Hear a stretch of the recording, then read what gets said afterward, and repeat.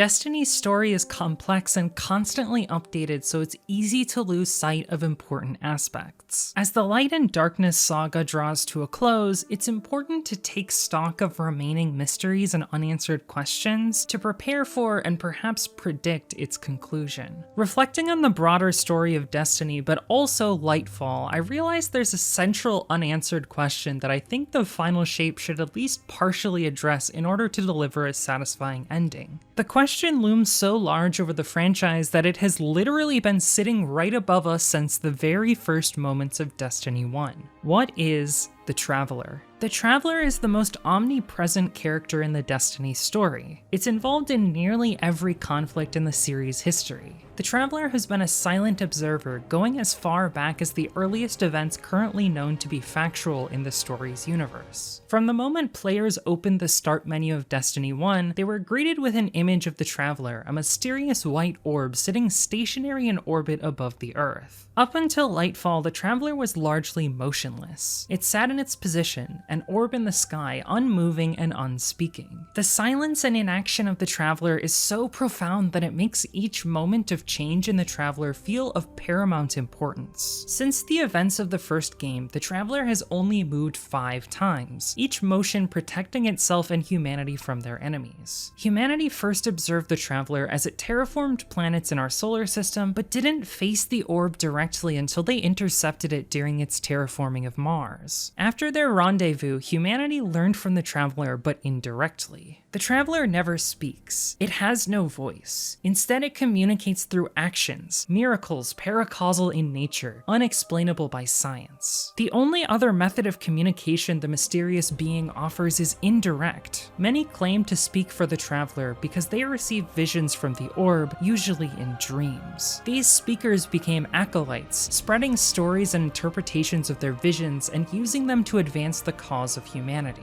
The Traveler spurred a human golden age, helping achieve rapid advancements in technology and medicine and creating a human diaspora throughout the solar system. Many tried to study the Traveler, but none were able to truly understand it. The orb's true nature and motives remain a mystery. This golden age of wonder and miracles is depicted in the opening cutscene of Destiny 1, a story regaled to humanity and the player by the last surviving speaker of the Traveler. The Traveler blessed humanity with many gifts, except for one. It never explained its origins, motives, or functions, leaving humanity to speculate. Even before First Contact, human cults grew and worshipped the white moon that traveled the planets of Sol.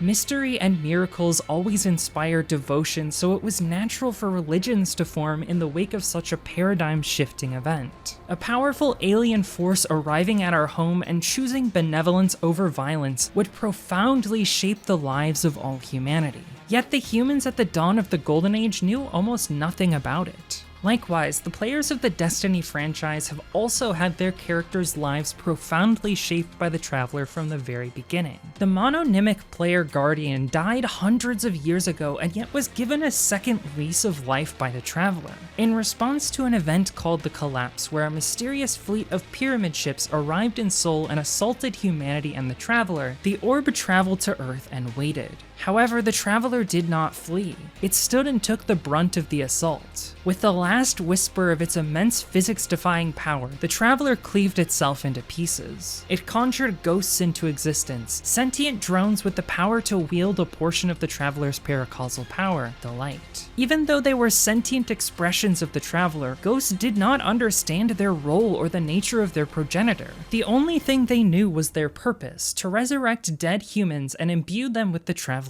light. The player-controlled Guardian was one of the blessed few, risen from the dead and given the power to shape the universe. The nature of the Traveler has always loomed large, but simultaneously felt like an afterthought. In fact, having central mysteries is a key element of world building, so it makes sense that this would be kept a mystery. However, the Pyramid Fleet and the force it wielded, the Darkness, began as a mystery, but Destiny has gradually chipped away at that mystery, breaking it into smaller and smaller pieces until Lightfall, when the nature of the Darkness and role of the Pyramid Fleet finally came into focus for the first time. It only seems fitting that we may experience a similar revelation during the final shape. Let's take a look at what we know and don't so that we can ponder what the final shape may bring for the Traveler. I've alluded to this already, but I see the Traveler as the closest thing Destiny has to a god. A silent, powerful force that influences the story, carries out miracles, and communicates to its worshippers through dreams and visions. This is a very similar modus operandi to the gods of modern and historical human religions, which is clearly no accident. Early in the story, Guardians and especially the Speaker treat the Traveler with the reverence of a deity. I think this is an intentional choice by Bungie's writers to make the world feel realistic and complex. Most human religions exist for the same reason. There are things in the universe that humans don't understand. Interpreting these mysteries and trying to divine a sense of purpose and meaning from the world is the central function of religion in human society. Religion has operated this way since the dawn of human culture. Thus, when crafting a fictional human society, it makes sense to give them spirituality.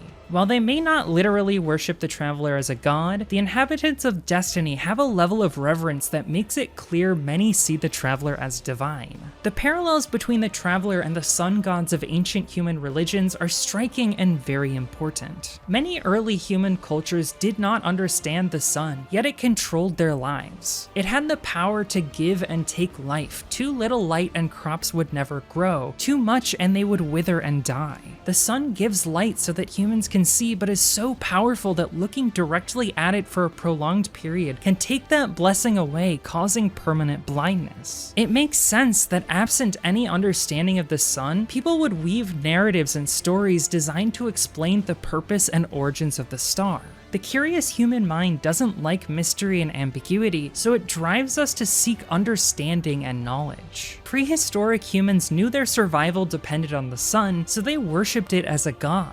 They believed that if they were in the good graces of the star, it would bless them with comfortable lives full of food and splendor. It's tempting to snicker at our ancestors' lack of understanding, however, their reaction makes a lot of sense, so I only have empathy for them. People don't like to feel like we aren't in control of our destiny, so many of us develop rituals that we convince ourselves affect our fortune. Ancient humans didn't understand what a star was, as most of their descendants don't either. Humans didn't even begin to understand the evolution and function of the very star that creates the conditions for all life in our ecosystem until the early 20th century. The sun is a great engine powered by atomic fusion, the process where lighter elements are combined into heavier ones, creating an abundance of energy. Our sun, like all stars of its mass, generates light and energy by fusing the universe's lightest element, hydrogen, into the second lightest element, helium. This simple and yet powerful chemical reaction is the source of nearly all energy in Earth's ecosystem. Plants convert the sun's light into energy that they can use. Herbivores eat plants, converting them into energy that they can use. Carnivores and omnivores eat herbivores and other animals, converting them into energy that they can use. I'm thankful for the sun's existence because without of it, none of us would be alive. I'm not a religious person, but the sun is the closest thing that I have to a god. It gives me life and I am grateful. There are many parallels between the sun and the Traveler. They both appear as static white spheres in Earth's sky. They both have the power to give and create life. The force each uses to create their miracles is called light. They both are worshipped as deities. While it's impossible to know for sure without consulting Bungie, I think it's highly likely that the writers made these comparisons intentionally. This all begs the question, what does it mean to understand a god?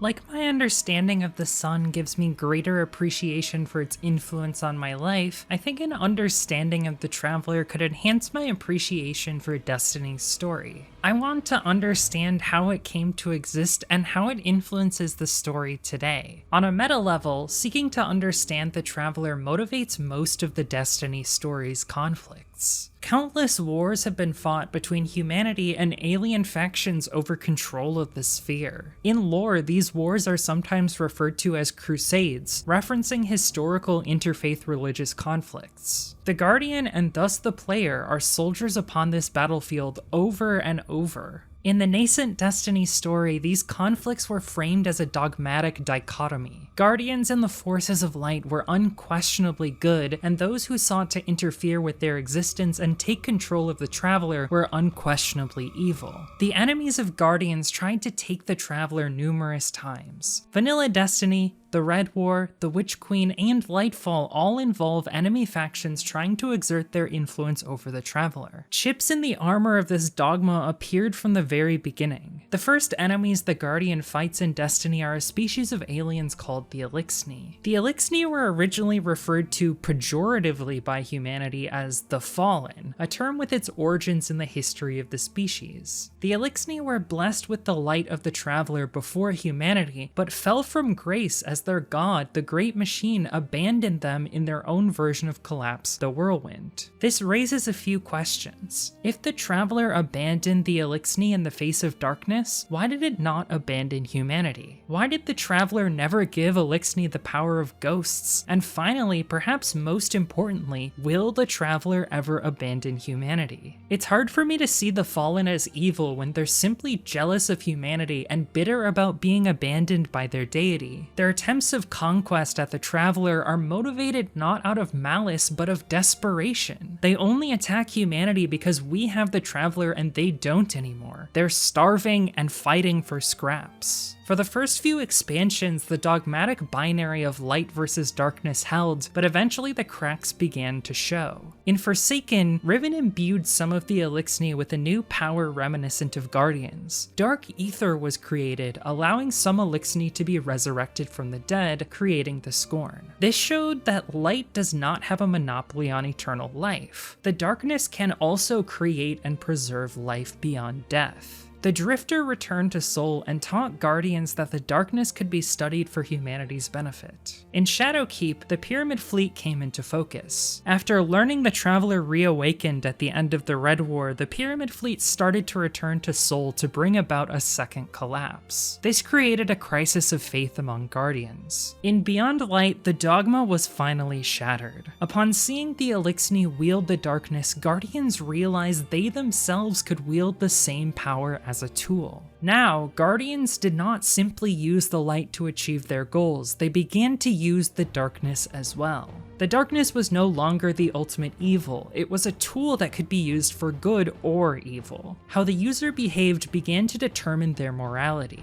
Around the same time, the balance of power in Sol began to shift. In the face of the greatest threat they had ever seen, humanity and some of their former enemies became allies. Certain factions of Cabal and Elixni joined forces with their former enemies in order to face the Pyramid Fleet together. In The Witch Queen, the dichotomy of dark versus light was challenged even further as one of the Vanguard's greatest enemies, Savathun and her hive, were blessed with the Traveler's light. This caused a crisis of faith in Guardians as they realized they needed to kill fellow ghosts and their light bearers to achieve their goals. It raised many new questions about the Traveler. Did it intend to grant the hive the light? If so, why? What about its plans made hive light bearers necessary? Did Savathun really steal the light, or was she granted it by the Traveler? Guardians finally began to question if the Traveler was truly a purely benevolent force. It pushed players and Guardians to realize that just because someone wields the light doesn't mean they're a good person.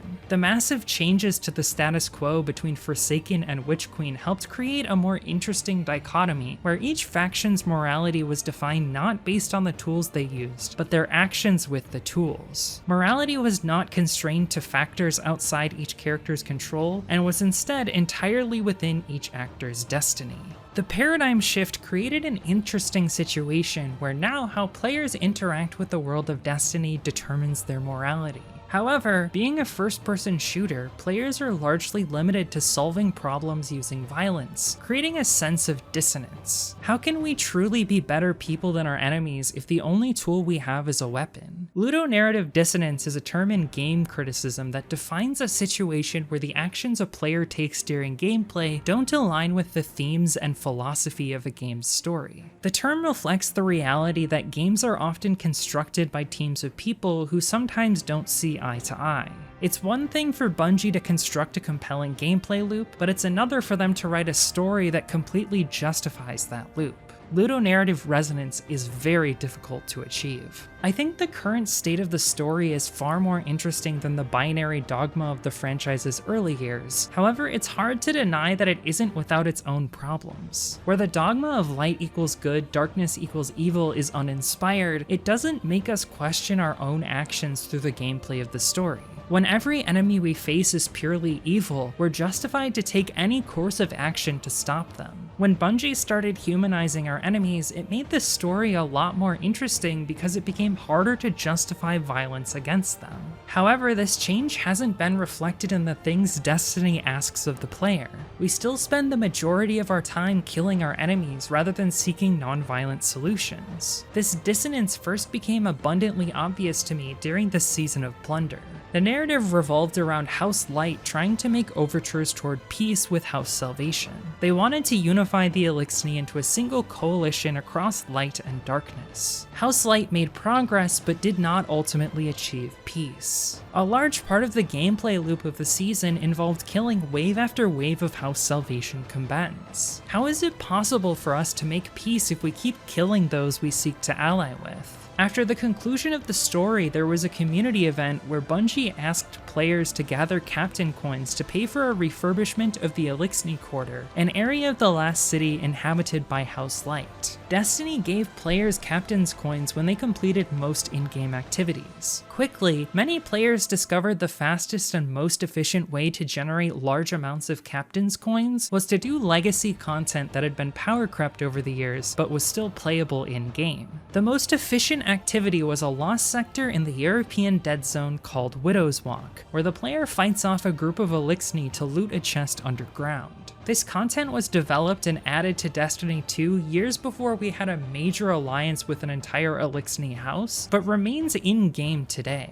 It was incredibly ironic and narratively dissonant to kill hundreds of thousands of Eliksni to fund better living conditions for their relatives who chose to ally with humanity. How are we any better than House Salvation if we build our society on the blood of our enemies? They operate the same way, making the Vanguard hypocrites every time they criticize enemy factions for the same behavior. I believe the narrative is speeding towards a revelation about the Traveler in the final shape, but recent expansions raise more questions than they answer.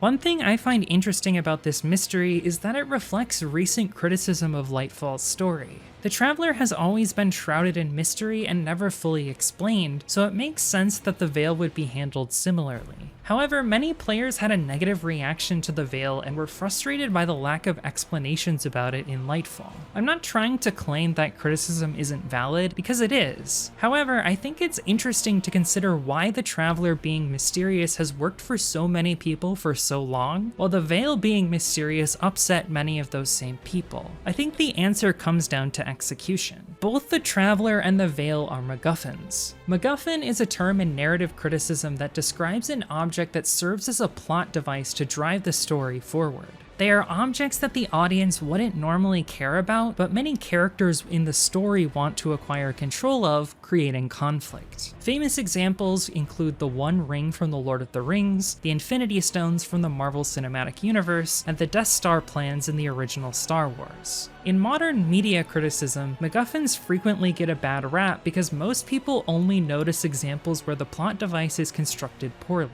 In my opinion, criticism of MacGuffins is frequently poorly articulated despite being valid. The presence of a MacGuffin doesn't make a story bad. To be an effective plot device, a MacGuffin doesn't need to be fully explained. The story's fiction just needs to provide enough information to convince the audience that the object matters to become invested. Most media criticism is people just trying to rationalize or find an explanation for the emotions they had in reaction to that media.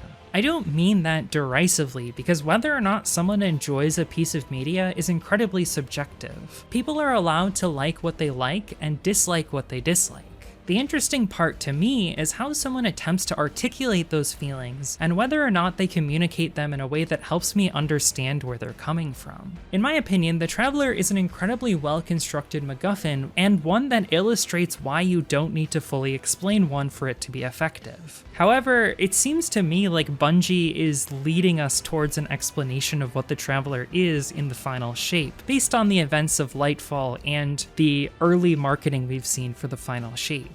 The Veil is another story. There are attempts to justify the Veil's importance to the characters of Lightfall, but the story never goes the extra mile to help me understand how the Witness obtaining control of the Veil would impact the larger story. To me, the veil isn't the problem itself. The problem with Lightfall's story is that the motivations of the witness aren't properly explained and articulated. We don't understand what the witness wants to do and why it needs the veil to achieve its goals. This is likely to avoid spoiling the story of the final shape, but has the unintended consequence of making Lightfall's story confusing and poorly motivated. I don't think we need a concrete explanation of exactly how the veil functions, because an explanation of the function of the veil wouldn't be enough. It still wouldn't fully address the problem of not knowing what the witness is even trying to accomplish. It seems like this is to avoid spoiling the story of the final shape, but has the unintended consequence of making Lightfall's story confusing and poorly motivated. I would much rather be able to easily predict what will happen next in a story and receive quality character writing than have mysteries so large they completely remove the motivations of characters in service of shocking reveals. A reveal only is earned when it's possible to predict it beforehand. If it's not possible to predict, a twist isn't earned. In order to help me feel I'm justified in fighting the witness's forces, the story of Lightfall needed to do a better job in the actual game itself of portraying what the witness wanted to achieve and why. Bungie's writers have attempted to explore the witness's motivations not in the game itself, but in lore fragments, particularly the Unveiling and In-Spiral lore books. However, this doesn't quite land for me because I need to see that motivation play out in-game when the witness is on screen in order to fully feel it. Having the motivation be disconnected from the main conflict does the story a disservice. A well-written villain is one that I can understand but disagree with. A poorly written villain is one that I can't relate to at all. For example, Lightfall's witness mystery is the equivalent of keeping Thanos' motivations a secret until the beginning of Avengers Endgame. Understanding Thanos' motivation for acquiring the Infinity Stones and what exactly he plans to do with them is a key piece of information needed to understand and appreciate Avengers Infinity War's story. Thanos' strong characterization is primarily the reason I love that movie. The writing of a villain can make or break a story, and the witness receives very little characterization and screen time in Lightfall. Right now, both the witness, the Traveler, and their origins and motivations are a secret. In order to properly establish the stakes for the final shape, I hope Destiny will clarify what the two main players want to achieve going into their conflict. If you enjoyed this video, consider subscribing and checking out some of my other videos about the Destiny franchise. My name is eforme, and I would like to thank you for watching.